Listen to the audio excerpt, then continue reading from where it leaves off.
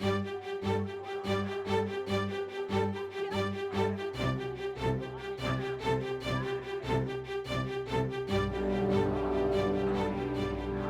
ng lahat, ang sayaw ay para lang sa mahusay gumalaw.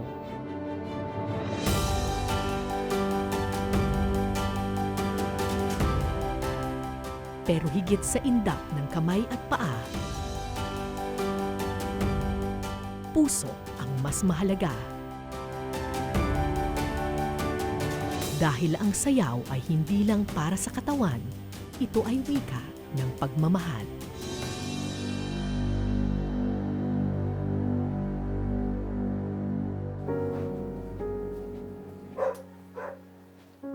Good morning! Hi! Ikaw ba si Jeter? Hi, Jeter! Good morning! Uy, naka-uniform na si Jeter! Saan ka pupunta, Jeter? Ha? Sa school? Paano tayo pupunta sa school? Ha? Paano tayo pupunta sa school? Lalakad lang? Sa unang tingin, di mo aakalaing may autism ang 18 anyos na si Jeter. Saan ba yung school mo? Paano tayo pupunta doon? Maglalakad? Magta-tricycle? Magta-tricycle. Magta-tricycle. So, dahil si Jeter ay kaya na naman niyang makipag-usap sa mga tao, kumuha ng tricycle, etc., hinahayaan na lang siya ni nanay na kumuha ng tricycle for them. Kasi kilala naman siya dito sa community. Parang training na rin niya yon para makihalubilo siya dun sa iba't ibang mga tao. Ayun, may tricycle nga! Dun ba? Yon? Ang autism ay isang kondisyon kung saan hirap ang bata na makipag-usap, makihalubilo at makontrol ang kanyang mga galaw. Dahil apektado ang kanilang utak, kadalasan paulit-ulit ang kanilang kilos at hirap silang umintindi. Saan? Saan Ano yung... yun? Doon? O punta tayo doon? Paano niyo po nalaman na siya po ay may autism? Ano na siya, mga 2 years old, 9 months na kasi pina-check up ko na siya. Kasi wala siyang eye contact pag kinakausap ko. Siyempre, mahirap tanggapin. Oo. Parang nagguho yung mundo mo.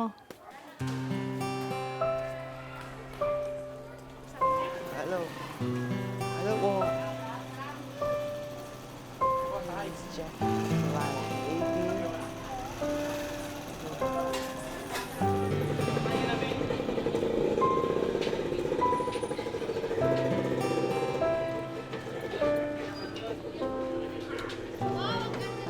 Vicente.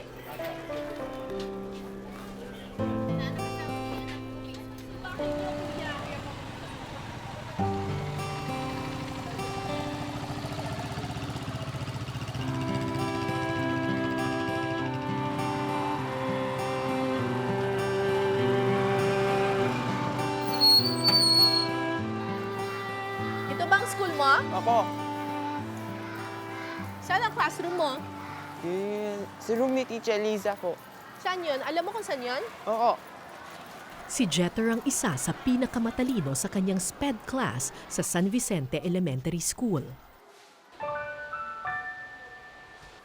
Blue muna ha. Walang white na makikita. Kailangan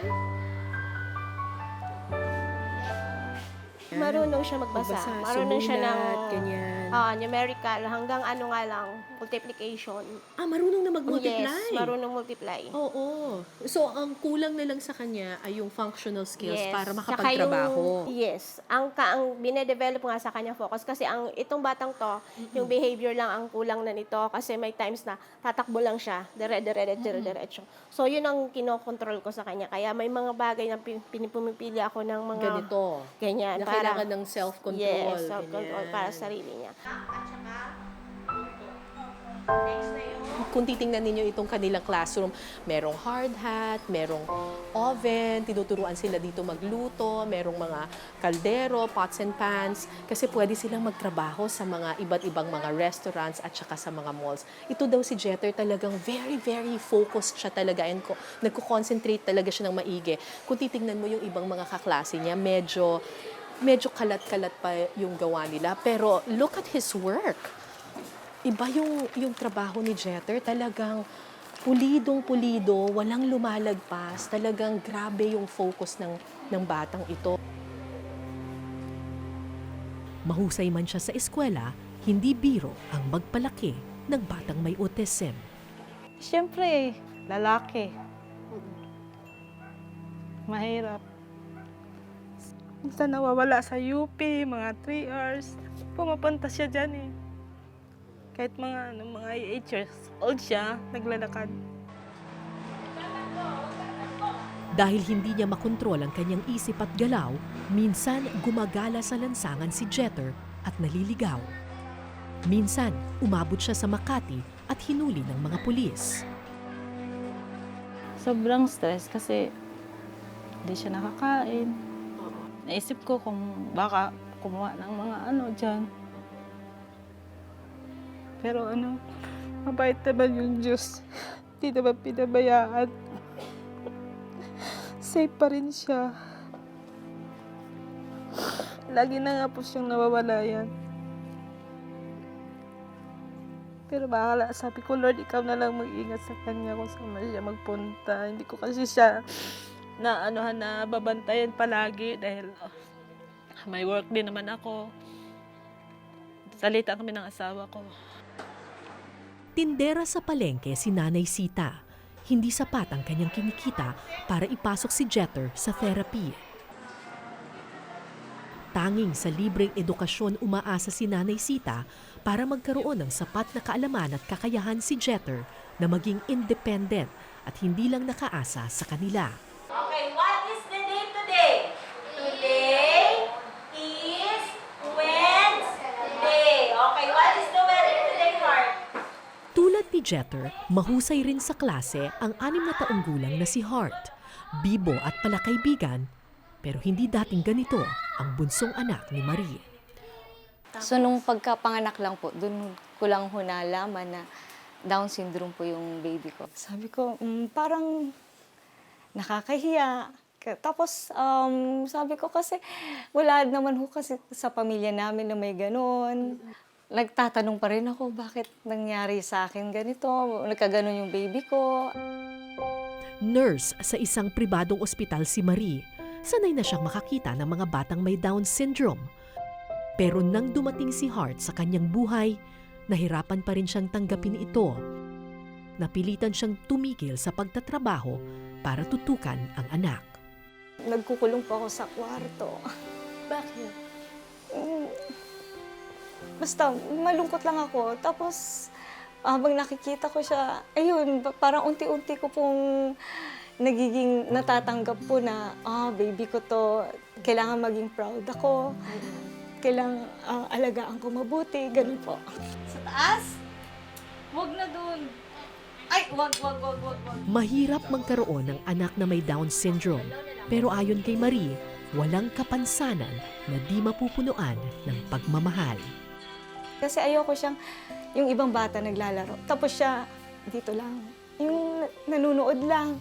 Gusto ko makisabay ho sa kanila, na marunong din siyang tumakbo, maglaro ng mga bola, ganun po. Mula noon, nilayo ni Marie na akayin ang anak sa kanyang paglaki. Ang problema, mahal ang therapy sessions para sa mga special needs children tulad ni Hart.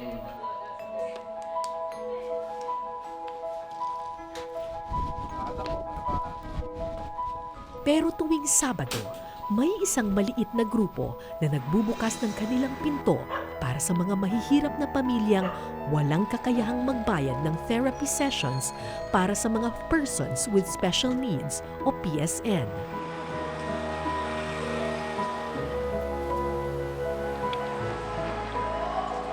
Isang foundation na nagtuturo ng kaalaman sa pamamagitan ng sayaw at pagmamahal.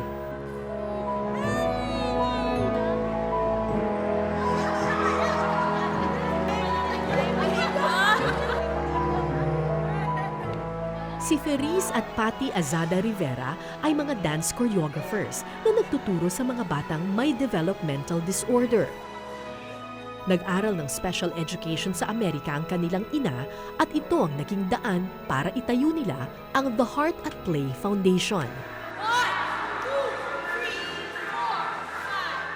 Linggo-linggo, mahigit 20 bata ang binibigyan nila ng libreng dance movement therapy. Bilang mananayaw siguro na alam namin yung magandang dulot ng sayaw kung nakakapagpasaya siya ng tao, parang masakit sa amin isipin na may taong namumuhay without discovering what dance is. Yung objective po namin is matreat yung behavioral deficits. Kunwari, nangangagat, or nagsa-self-injurious behavior, nanununtok ng sarili ng ibang tao. So, dulot po ito ng disability nila.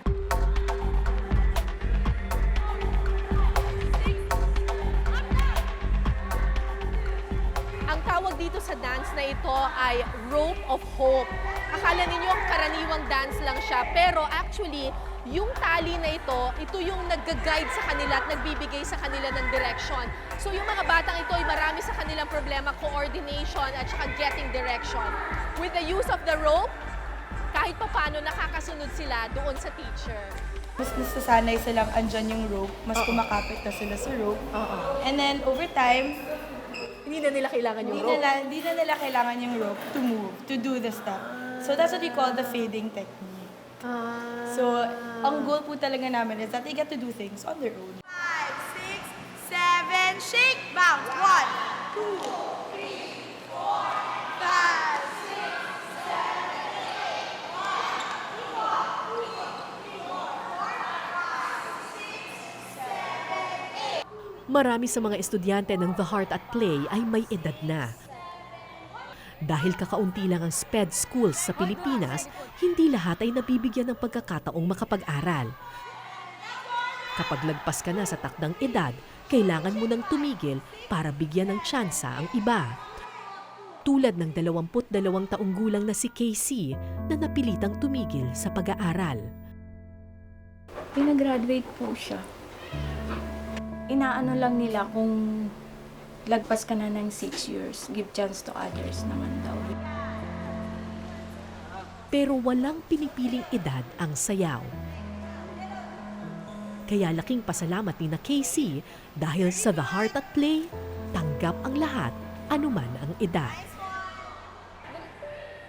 Mahirap na nga po kung marginalized, economically underprivileged. What more po if the children, yung mga bata, May special needs. Opo. At saka yung Heart at Play na napuntahan namin is hindi naman kami mukhang kawawa. Naka-develop sa kanila ng malaki.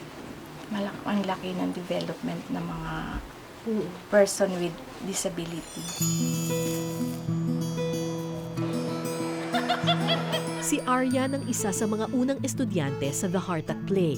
Ayon kay Mommy Jean, hindi raw nakikihalubilo noon ang kanyang unika iha.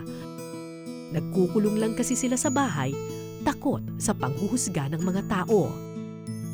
Siyempre tayong mga nanay, iniisip natin na ang anak natin magiging professional, magiging nurse, magiging engineer, ganun. Pero sa anak mo, hanggang doon lang. Kung anong mararating niya, yun lang ang mararating ng anak mo.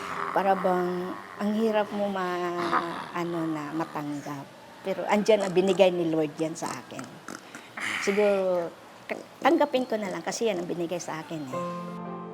Pero nagbago ang lahat nang hikayatin siya ng mga doktor na ipasok sa dance movement therapy si Aryan. Makalipas ang ilang buwan, ito na si Aryan ngayon. Bibo, masayahin at punong-puno ng buhay. Go, go, kuya! Maging si Mommy Jean, nabago rin ang pag-iisip. Kung dati nahihiya siya sa kalagayan ng kanyang anak, ngayon, lubos ang kanyang paghanga. Pinalaki ko siya na normal siya talaga. Hindi ko siya sabi na binibibi, normal siya. Pero mahal na mahal namin mag-asawa siya. Tamis ko lang talaga sa kanya. Sabihan lang ako ni Aryan, Mama, I love you. Tsaka sa papa niya, masayang-masaya na kami. Dahil sa sayaw, nagkaroon ng kumpiyansa si Aryan. Naramdaman niya ang pagtanggap na inaasam. Nahasa ang kanyang pagsasalita At isang araw, nangyari ang pinakaasam nilang himala. Lagi, Mama! I love you too, Mama. Mahal na mahal ka namin ni Papa. 1, 2, 3, 4. Pasok sa loob. 6, 7, 8. Last one. 1, 2, 3. Facing here. And 7, 8. Nakakalito. 5, stretch. 7, 8. Tap. 2, 3, 4, 5, 6, 7, 8. 6, 7.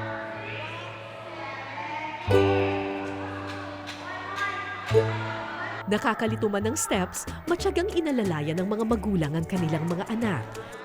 Inakay sa bawat galaw hanggang makuha ang tamang sayaw.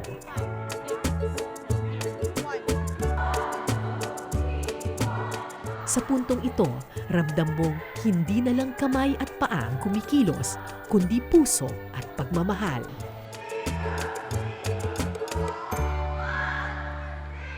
We saw that there's a community that really needs po yung dance movement therapy. And kung paano daw po na-transform yung lives ng families pag nagda-dance therapy sila. Kasi po, yung sa amin, no, hindi lang po child tsaka therapist or dance specialist. Involved po yung family. 8 taon nang nagtuturo ng sayawang The Heart at Play Foundation. 8 taon nang nagpapalaganap ng pagmamahal at pagtanggap sa mga batang may kapansanan. Pero ang hindi nila alam, may paparating pa palang magandang biyaya ang Panginoon.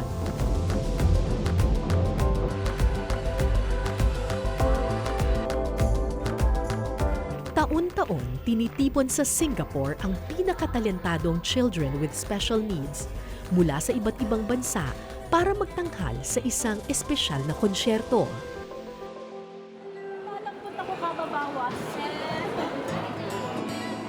Sa kauna-unahang pagkakataon, nagdesisyon ang mga organizer na kumuha ng kinatawan mula sa Pilipinas at ang kanilang napili ang mga bata ng The Heart at Play Foundation.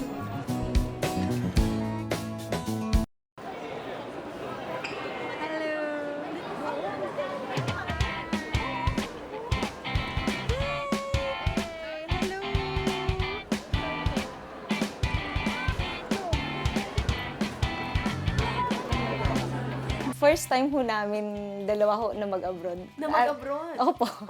At magpo-perform pa. Kaya parang masayang-masaya ho kasi dun ho kami nag-perform po.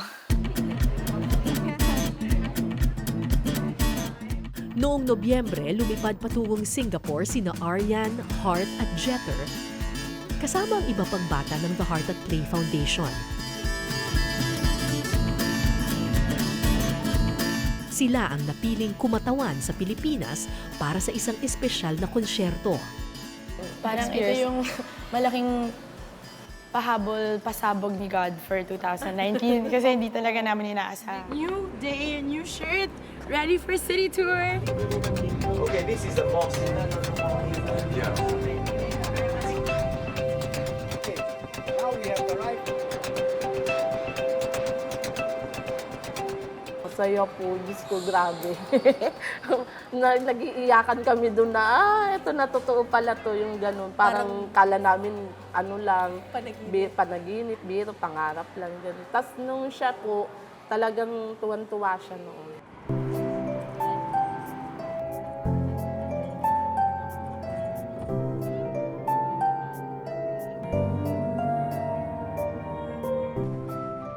Marami pa ng kulay. Pula, kahel, yellow, berde, asul at lila.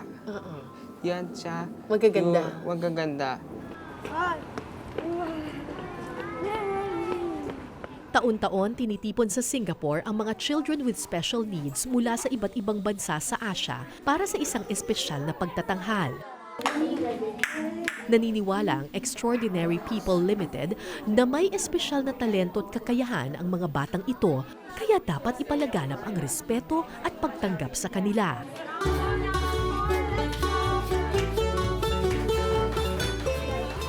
Ito ang unang beses na naimbitahan ng Pilipinas na sumali sa konsyertong ito. Kaya puspusan ang paghahanda ng mga bata ng The Heart at Play. Sa araw ng pagtatanghal, kabado ang lahat dahil sa dami ng mga taong nanood. Unang nagpakitang gilas ang iba't ibang bansa sa Asya.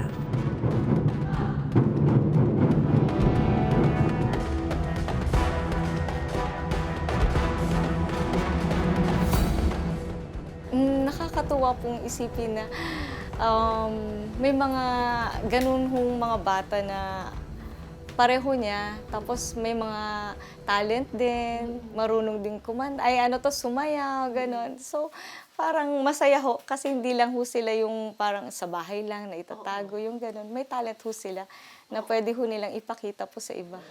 At nang dumating ang pagkakataon ng Pilipinas, we now have another overseas group that's going to be performing for us. They are from the Philippines. Free dance movement therapy for indigent Filipino persons with special needs.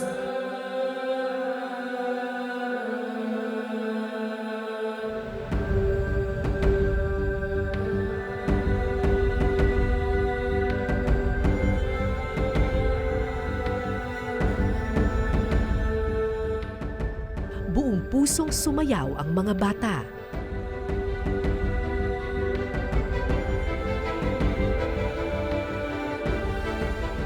Para sa kanilang mga guro na hindi bumitaw sa pangarap. Very grateful po kami na nagkaroon ng gantong experience, na may gantong karanasan yung community, at yung fact po na kompleto po kami, nadala po namin lahat.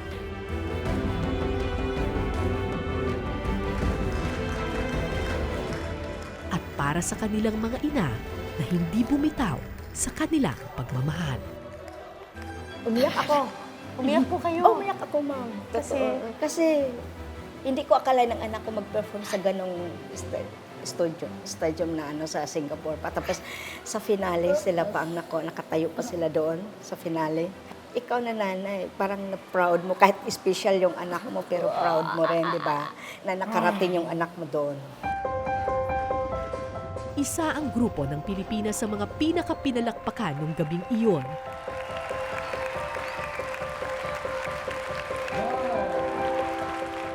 Sinong mag-aakala na ang mga batang nooy binabaliwala ay magbibigay ng karangalan sa kanilang bansa?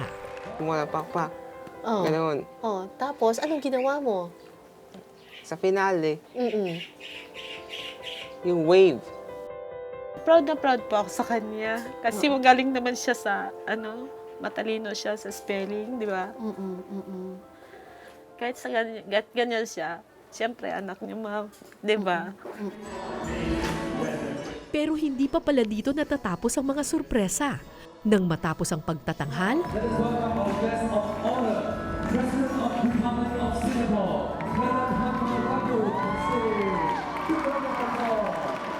laking gulat nila nang mismong ang presidente ng Singapore ay nagbigay pugay sa mga bata.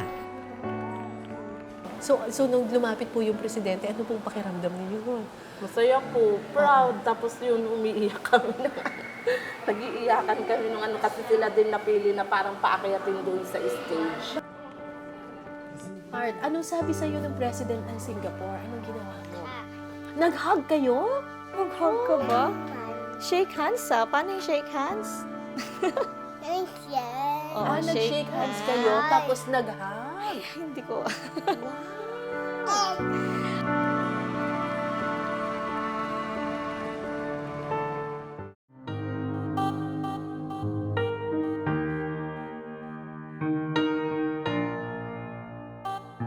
Akala ko noon ang sayaw ay para lang sa mga taong mahusay gumalaw. Akala ko noon walang kakayahan ng mga batang isinilang na may espesyal na pangangailangan.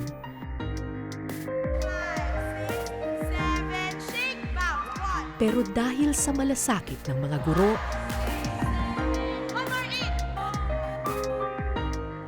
sa pagpupursige ng mga bata,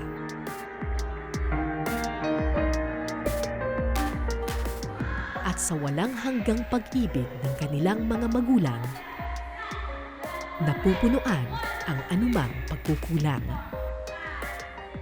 Vision po namin po kasi is to share our method po of dance movement therapy. Sana umabot po sa marami pang tao all over the world.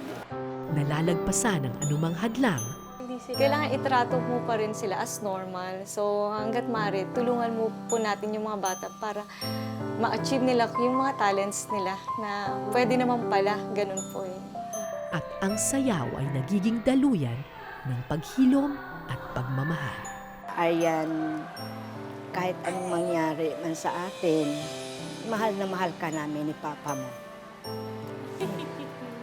Kasi ikaw lang ang ano sa buhay namin. Ikaw ang nakapaligaya sa amin.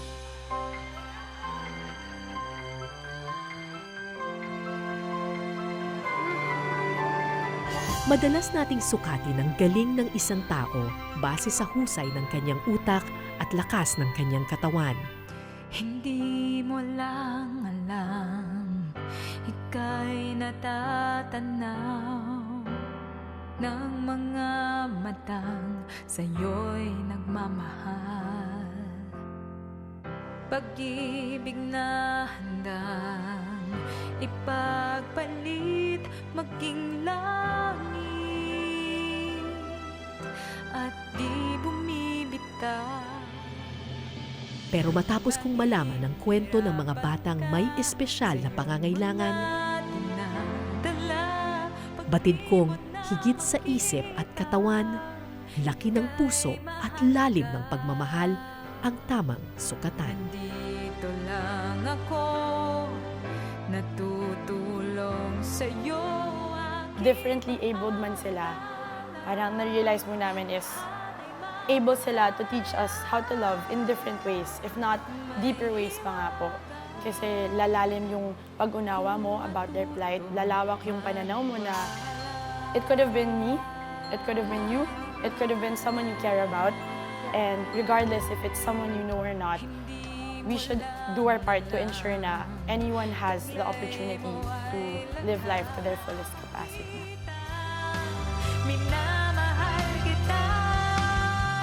Ako po si Cara David at ito po ang Eyewitness. Natutulong sa'yo aking paaalala, lahat ay makakaya, may hiwaga kung matutong maniwala.